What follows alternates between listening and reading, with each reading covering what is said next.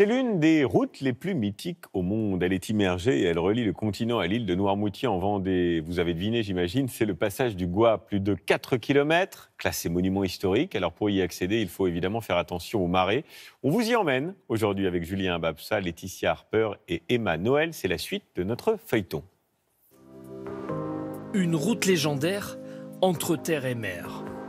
Le passage du Gois en Vendée. 4 km 125, praticable seulement à marée basse. Un lien entre l'île de Noirmoutier et le continent, recouvert par l'océan plus de la moitié du temps.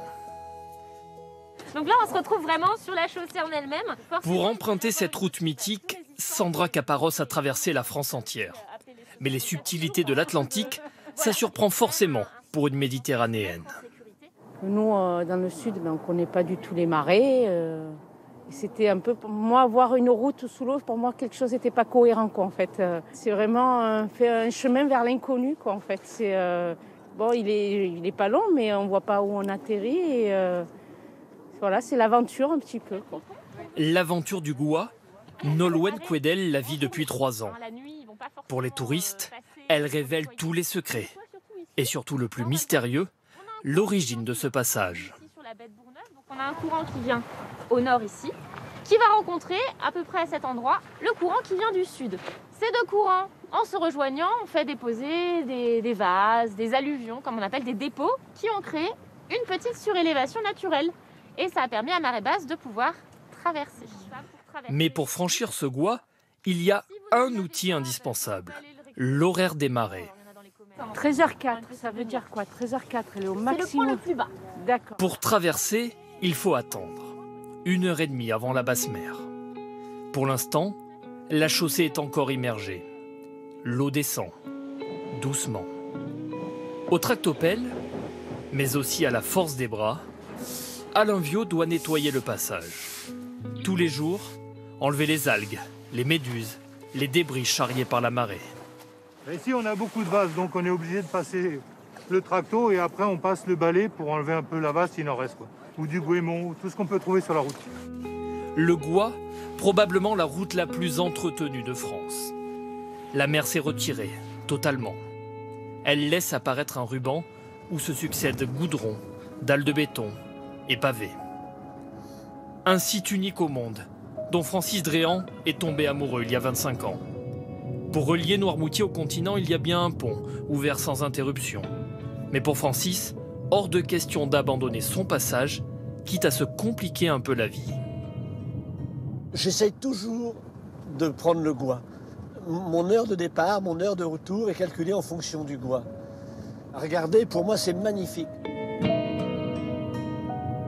J'ai fait beaucoup d'autres routes en France, et la France est un très beau pays. Il y a des routes magnifiques, mais celle-ci, elle est mythique pour moi, quoi. En voiture pour Francis, à pied pour Sandra et sa fille. Plusieurs façons de vivre le Gois, mais toujours le même émerveillement. C'est impressionnant comment ça s'est retiré. C'était tout recouvert ce matin et là, il n'y a plus rien, plus rien, plus rien. Il faut s'adapter à la marée. C'est pas l'homme qui décide quand il doit y aller, c'est la marée qui décide quand on peut y passer. Donc c'est la nature qui laisse le droit de passage en fait. Le Gois, c'est une route, mais aussi des kilomètres de sable qui attirent les amateurs de pêche à pied de toute la France. Alors voilà, elle n'est pas lourde, c'est bon. Elle est bonne, celle-là. Jean-Yves Crochet initie les touristes à son art, celui de la patience et du dos courbé. Depuis tout petit, le Gois est son terrain de jeu et il le connaît comme sa poche. Ici, on est simplement au milieu du Gois. L'île de Noirmoutier qui est là, qui est à 2 km d'où nous sommes. De l'autre côté, vous avez le continent. En face, ici, c'est Beauvoir-sur-Mer. Pour moi, c'est symbolique. C'est tout petit, j'ai été amené avec mes grands-parents ici à la pêche et ça continue. Pour la pêche comme pour le reste, l'océan siffle la fin de la partie. En quelques minutes, les flots bouillonnent. Devant l'objectif de Valérie Lanata, la marée grignote la chaussée.